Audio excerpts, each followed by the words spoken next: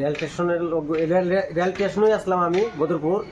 Rail station থেকে পূজা সাইরা আমি ঘর বাড়িতে এসে দেখি ওই মানে লোকজন কইতাছে বউ আমার বউ বাচ্চা পই গেছে গা, পাইতাছি না আমি খুঁজা, মানে পাইতাছি না। যে ওখানে এখানে শ্বশুর বাড়ি গেছি, যাই সেরা শাশুড়িরে শালারে কিছু কইছি না, শাশুড়ির গালে জিগাইছি। শাশুড়ি কয় কতদিন পরে তুমি আইছো? তাই আমি কইছি না এতদিন পরে না, আমি শুনছি দিক কই, আমি এমন কাজ শুনছি দিক কই, আমি আয়া খোঁজ করছি সঠিক না বেঠিক।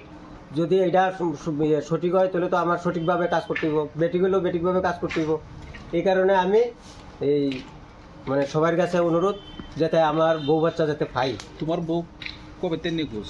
আমার বউ নিখোঁজ এই দুর্গা পূজার সপ্তমীর দিন থেকে নিখোঁজ। বাচ্চাটা কই? বাচ্চাটা বউয়ের সঙ্গে আছে।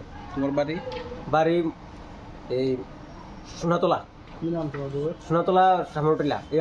বউয়ের নাম রত্না ভট্ট, আর আমার বাচ্চার নাম হয়েছে রেশমি শুক্ল দাস।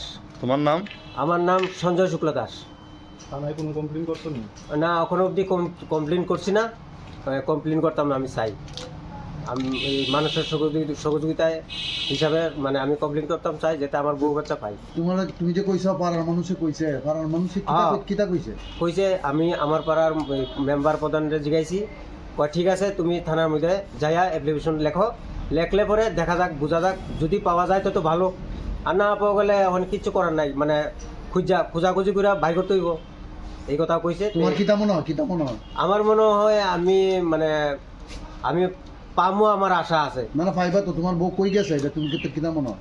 আমার বউ মানে আমার শাশুড়ি আর শালা হেরা দুজনে মনে হয় সম্ভবত জানবো বিষয়টা, কেলেগা হেরার কাছে আমি মানে এই দায়িত্ব দিয়ে গেছিলাম।